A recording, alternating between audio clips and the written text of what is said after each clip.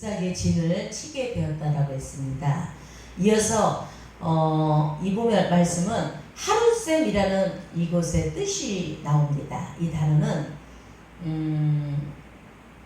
히브리어로 하룻셈이라는 뜻인데 눈, 샘물이라는 뜻과 전율하다, 두렵게 하다, 쫓다라는 그러한 뜻의 합성어의 말입니다. 이스라엘 백성들이 하룻셈 곁에 진을 친 것은 무슨 의미가 있었을까요? 이스라엘 백성들은 미디안 족속들의 연맹군에 비하여 너무나 미약한 존재였습니다. 그리고 기싸움에서 이미 이스라엘 백성들은 미디안 족속들에게 지고 들어갑니다. 그 이유가 계속해서 미디안 족속들에게 압제를 7년 동안 받아왔기 때문에 기가 죽어 있었다는 것입니다. 그런데 중요한 것은 하나님께서 하룻셈에 이스라엘 백성들을 모이게 하시고 이곳에서 하나님은 미디안 족속들은 불꽃 같은 눈으로 보고 계셨다는 것입니다. 미디안 족속들은 자신들이 잘나서 이스라엘 백성들을 괴롭히고 압제했다고 생각했지만 하나님께서는 잠시 붙여주셨기 때문에 된 것이라는 것을 알지 못했습니다. 그래서 하나님께서 이스라엘 백성들의 숫자는 적지만 미디안 족속들의 간담을 서늘하게 만들어 주시겠다라는 것을 말씀하셨습니다. 이때 이들의 마음을 두렵게 하여 길을 죽여놓고 바로 하나님이 이스라엘 백성들의 용사가 되어 싸워주실 때에 미디안 연맹군들의 마음은 두려워 떨게 되고 두려움 때문에 온몸이 전율을 느껴 꼼짝도 못하는 상황으로 만들어 버리겠다라는 하나님의 다짐의 말씀입니다. 인간의 힘으로는 되지 않았어요. 그 인간의 힘으로는 되지 않았지만 이미 이 싸움은 이스라엘 백성들의 승리라는 것을 하나님의 말씀을 합니다. 하룻셈에서 함께 하시는 하나님을 기드온은 믿고 나가면 승리하게 된다는 것이었습니다. 강력한 군대에 미디안 족속들을 완전히 이스라엘 땅 밖으로 몰아내 주셨던 것입니다. 우리들도 엄청난 큰 문제를 놓고 두려워서 떨릴 때가 있었습니다. 내 힘으로는 도저히 할 수 없는 일이 내 앞에 놓여 있었기 때문이었습니다. 미디안과 같은 문제가 있을 때에는 하나님은 나를 하룻셈으로 인도하십니다. 그리고 적들을 보고 두려워 떨지 못하게 힘을 주셨습니다. 왜 그렇게 했을까요? 바로 나의 주님이 용사가 되어서 싸워주셨기 때문입니다. 이미 주님은 불꽃 같은 눈으로 나를 지켜보고 계시고 적들을 지켜보고 있었기 때문입니다. 그리하여서 주님의 눈 안에 있는데 무엇이 두려웠겠습니까? 전에는 이스라엘 백성들이 여호와의 눈에 악행을 저질렀기 때문에 두려움이 있었지만 현재는 그렇지 않았습니다. 우리들도 전에는 죄인의 자리에 있었기 때문에 하나님이 두려웠습니다. 하지만 지금 예수 그리스도 통하여 의인의 자리에 있기 때문에 두려워 떨어야 할 필요가 이제는 없다라는 것입니다. 하나님께서 모든 것을 바라보시고 나의 문제의 적들을 모두 소탕하여 주셨다는 것입니다. 미디안의 진영은 어디에 있었습니까? 모래산 앞 골짜기에 진을 치고 있습니다. 하나님은 모래산을 통하여 무엇을 우리에게 깨닫게 해주고 있습니까? 모래라는 그 뜻은 교훈하다, 알게 하다, 교육하다는 뜻에 되는 그러한 하나님의 말씀입니다. 하나님은 모래산을 통하여서 이스라엘 백성들에게 하나님이 하시는 일에 관하여 가르쳐 주고 있습니다. 인간의 힘으로는 되지 않는 것을 하나님이 이루신다는 것을 바로 말씀으로 교육시켜 주고 계십니다.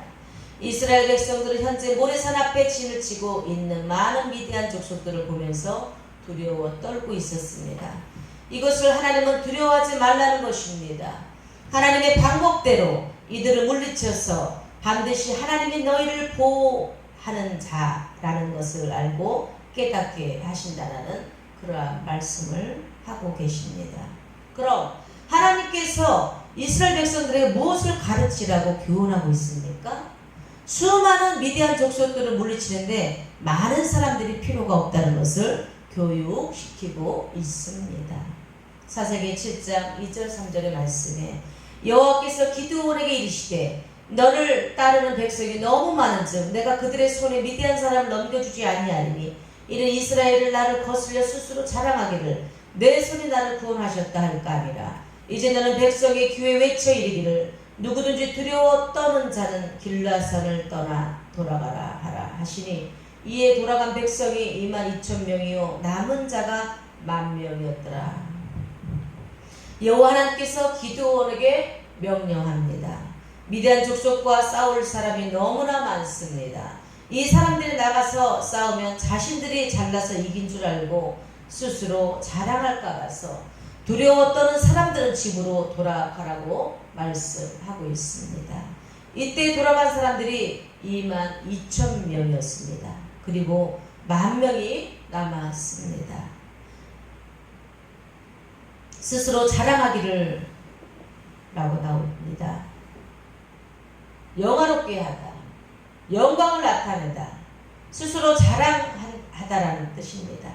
하나님의 의도는 이스라엘 백성들이 전쟁에 많이 참석하여 승리하게 되면 자신 스스로 자랑하기 때문에 두려운 자들을 집으로 돌려보내라고 하고 있습니다.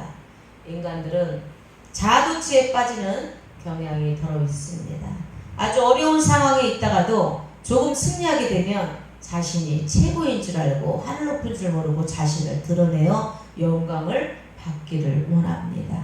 이런 자들은 스스로 자신을 영화롭게 만들고 있습니다. 하나님은 이런 것들을 제일 싫어하십니다. 하나님과 주님과 영광을 돌리지 않는 것은 하나님을 기쁘게 여기지 않는다라고 합니다. 그래서 인간의 힘으로 된 것이 아니라는 것을 보여주시기 위하여 사람들을 빼내고 있습니다. 만약 이들의 미디안과의 싸움에서 승리하게 되면 계속 자신들을 자랑거리로 만들었을 것입니다. 자신을 우상화시켜 하나님을 모르고 하나님의 이름을 욕되게 할 것이 뻔했기 때문에 하나님은 적은 숫자로 미디안 족속들을 무너뜨리려고 하고 있습니다. 그 이유는 하나님께서 마지막으로 또 시험을 하십니다. 물을 어떻게 먹느냐에 따라 구분하여 세우라고 말씀합니다. 개처럼 물을 핥아 먹는 사람과 무릎을 꿇고 마시는 자들을 따로 세우라고 명령합니다.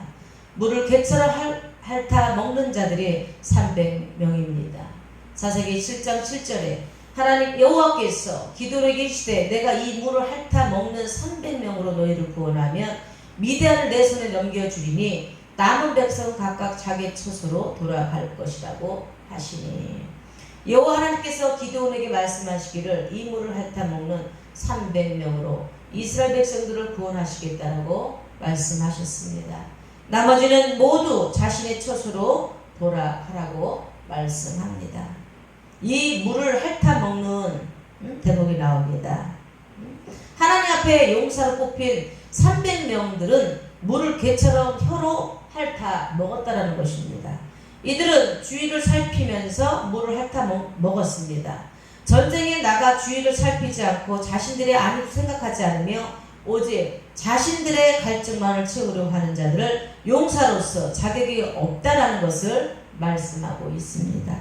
이들은 어떤 상황에서도 전직 깊이 들어갔을 때도 아무리 목이 말라도 갈증만을 해소하기 위하여 천방지축되지 않고 조심스럽게 작전을 수행할 수 있는 능력을 갖춘 자들이라고 여기서 말씀하고 있습니다. 여기서 300명은 정예 부대로서 적진 깊숙이 들어가 작전을 수행해야 하는 막중한 임무를 맡은 자들인데, 그런데 이들이 자신의 욕심에 빠져 있다면 결국 작전을 제대로 수행하지 못하고 죽는 경우가 생기기 때문이었습니다. 우리나라도 월남전에 파병을 했을 때 전쟁터에서 죽은 사람들이 시체에 있는 시계나 보석들을 취하다가 죽은 사람들이 많이 있습니다.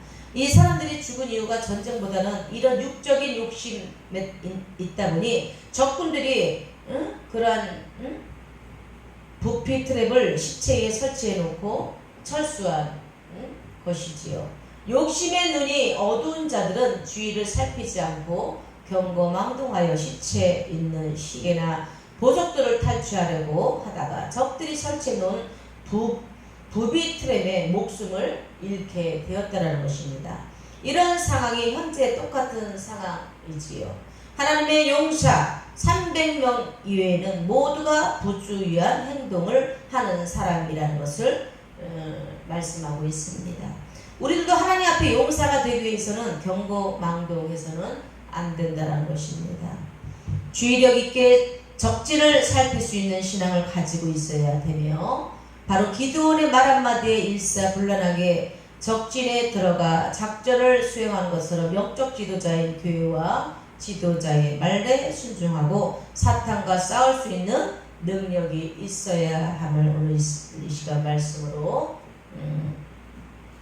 정리하고 있습니다. 하나님께서 기드온의 용사로 300명을 뽑으신 이유에 대하여 숫자적인 의미를 통하여 알아보겠습니다.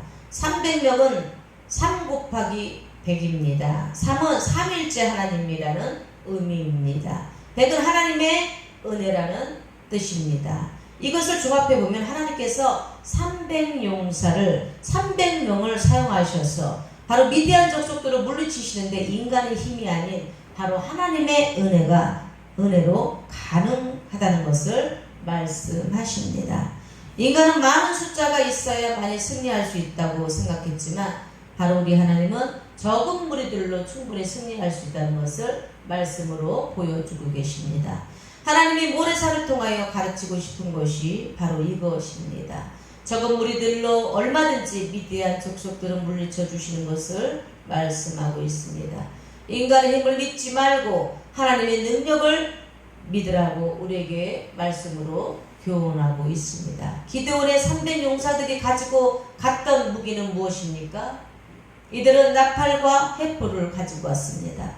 사사기 7장 19절 20절에 기드온과 그와 함께 한 100명이 이 경초에 진영 근처에 이른즉 바로 파수꾼을 교대한 때라. 그들이 나팔을 불며 손에 가졌던 항아리를 부수니라. 세대가 나팔을 불며 항아리를 부수고 왼손에 횃불을 들고 오른손에 나팔을 들어 불며 외쳐 이르되 여호와 기드온의 칼이다 하고, 기드온의 300명의 용사들을 나팔을 들고 한 손에는 횃불을 잡았습니다. 그리고 항아리를 깨고 나팔을 불고 횃불을 밝혔습니다. 여기 보시면 나팔이 나옵니다. 수양의 뿔, 나팔이라는 뜻입니다. 이 단어의 뜻은 빛나게 되다, 아름답다, 아름답게 되다, 기쁘게 하다는 뜻에서 유래된 것입니다. 나팔을 들었다는 것이 하나님을 기쁘게 했습니다.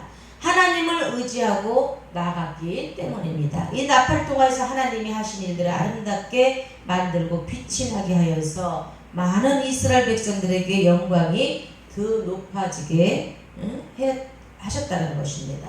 영적으로 본다면 복음의 십자가 나팔을 힘차게 불어서 사탄의 무리를 깨뜨려서 여리고성을 무너뜨릴 때 나팔을 크게 불었을 때에 무너졌다라고 합니다.